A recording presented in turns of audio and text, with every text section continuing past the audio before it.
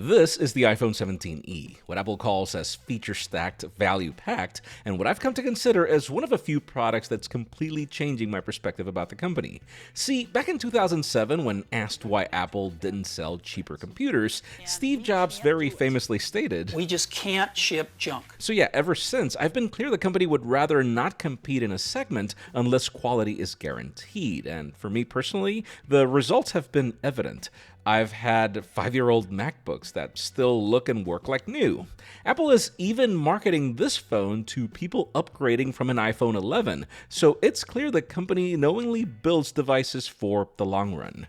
Thing is, I think Apple is going through a bit of an inflection point. The company has never been known for disrupting the value market before, and yet at a time when competitors are raising prices, Apple has not just kept them, but has also decided to challenge the market in such a bold way this year that products like the MacBook Neo and even the updates to this iPhone 17e are part of that paradigm shift once you look closely. I'm Jaime Rivera, and let me explain to you why in my full review.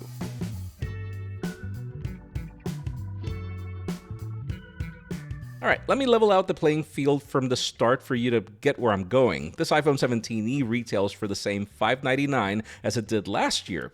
Sure, it isn't the most affordable in the segment, nor the phone with the most camera lenses, but seriously, let's look at the contenders in the United States to explain my point. You have Samsung's Galaxy S25 FE for $646. With an Exynos chip I wouldn't buy, as these have historically not aged well. 3 cameras that really only mean one in some basic scenarios. And then you have the Pixel 10a, which is a bit cheaper at $499, but at half the storage, lesser quality glass, a chip hated by a lot of people, and if you watch my review, 2 cameras that really only amount to 1 when lighting gets dim. And then there's the fact that if I were to ask any of my teenagers to pick between those and the iPhone, you know the iPhone's gonna win. But then, if we were to objectively look at this iPhone 17e, the improvements are actually pretty interesting. Apple has upgraded the front glass to Ceramic Shield 2, meaning 3 times more scratch resistance than before, and an anti-reflective coating that we've praised from the more expensive models.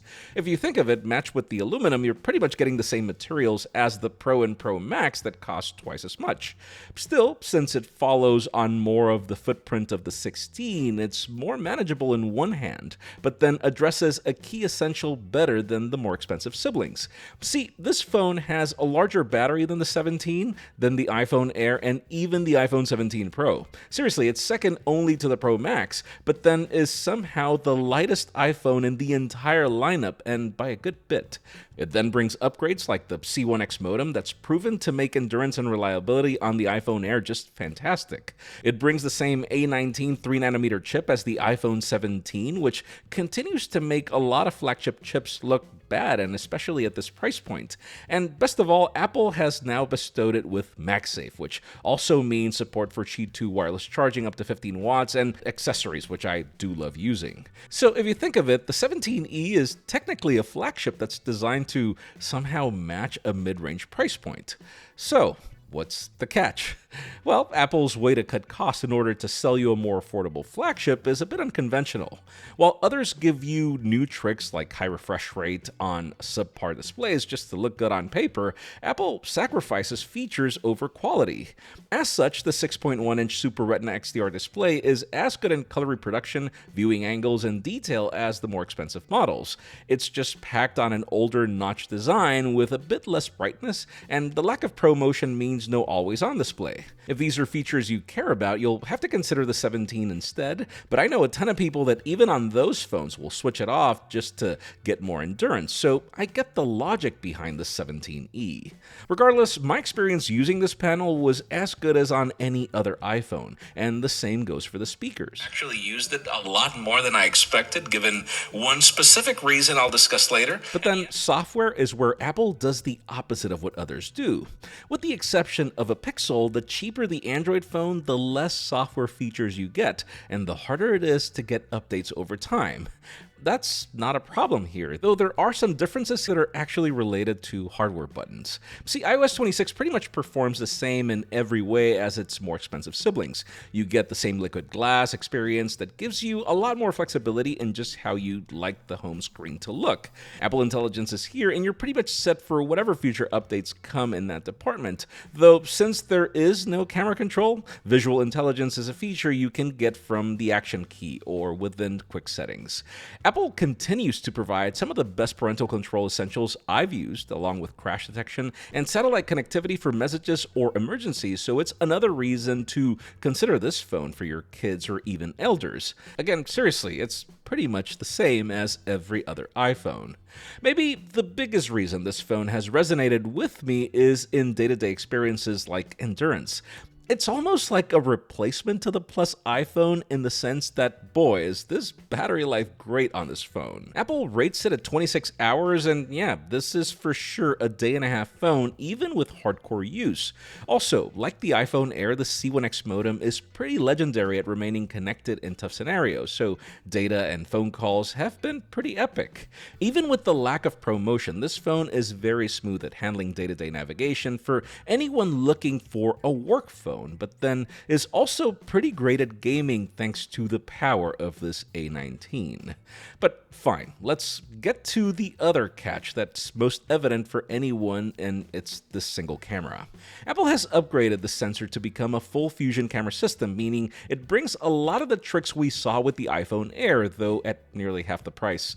This results in mostly 24 megapixel photos, which, yeah, you won't find in competitors at this price point. And then there's also the benefit of the first generation photographic styles, which bring me the rich contrast profile that I've praised for years. During the day, you gotta love these colors when you're photographing nature. The added contrast in this profile provides a ton of character to these shots, almost reminding me of the Canon color science I loved in my old Rebel years ago. I wish Pixels never dropped this look, because it helps these results not look like a standard phone camera. Be that 1 or 2x, the camera performs just as well, and that's up close or from a distance. I'd even say 2x does just the right street photography for my taste as well. Apple has also brought the same pipeline improvements we saw on the Air to portraits, which show in most scenarios. You get a really good and natural roll-off in the shallow depth of field, though, yeah, you will see hair challenge it if you were to nitpick in a monitor. Even without center stage, the selfie camera is also wide enough to provide pleasing results, and the same amount of good bokeh for portraits as well, and I love that you can add this effect after the fact, like you can with the most expensive iPhones. I think low light is where results depend on what feature you pick. I recommend you stick to 1x on challenging light, as you will notice Apple compensating digitally to bring out detail in real dark scenarios. The results are good, sure, but I notice better detail from 1x as it seems to capture a bit more light along with taking less time to capture the shot.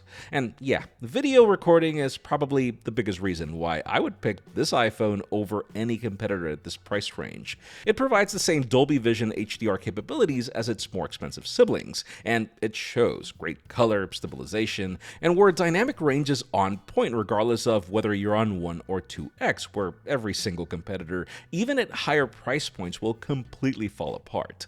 Same thing for selfie video, where this is a wider crop than most, even without center stage, so it's easier to get pleasing results by simply holding it at arm's length. I seriously can't stress enough how I would trust this iPhone with my memories a lot more than even more expensive Android phones, and that's precisely because Apple does not cheap out on this. To conclude, I think analogies are my best way to describe who this product is for. Apple reminds me of a luxury car maker where trims and utility vary depending on the kind of car you want, but where quality or extras are a given. Think of it, once you're at that luxury level, leather seats, silent rides, and great extras are no longer optional. You simply pick between the sedan and the SUV based on your needs, but a Mercedes is a Mercedes, no matter which one you pick.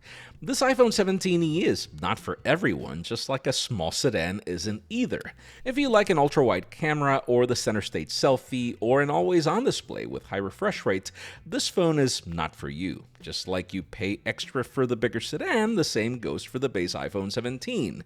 If you want a telephoto and pro video features, well, the SUV is the iPhone 17 Pro, and the large SUV is the Pro Max. And hey, if you want the sleek race car, there's the iPhone Air. The iPhone 17e is for those that want a workhorse. It's had the same battery life as the Pro Max in my testing. It's been reliable at being communicated, and while it might not have all the extra perks of the other models, what it can do in features like photography and gaming, it'll do just as well as those other iPhones. And listen, you're free to pick competitors, as sure there are some good ones out there, at least on paper. All I'm gonna say is there's a reason why iPhones hold on to their resale value a lot better than Android phones. See, as opposed to the major price differences between, say, a Nissan and a Mercedes, this iPhone 17e brings flagship quality at mid-range pricing. After personally testing all the phones you could think of, if it were my money when picking a phone at a budget for my teens or parents, I'd rather go for this iPhone. Seriously, Apple is challenging value with quality in ways that are, again, a paradigm shift in my opinion. And over time, I've learned that what we nerds want is not at all what most people truly care about. Some people just want a Mercedes, and the same goes for an iPhone. Let me know if you agree with my experience and my assessment in the comments below. And while you're at it, please like, subscribe, and join the conversation in the comments as you've seen me try to respond to as many as I can. Also, follow me on social media to see me behind the scenes testing products, because guys, we have a lot. There's so many products right now, it's crazy. Also, guys, by the way, our Technically There podcast with Josh is returning very soon, so stay tuned for that as well. I'm Jaime Rivera. Thanks so much for watching. I'll see you on the next one.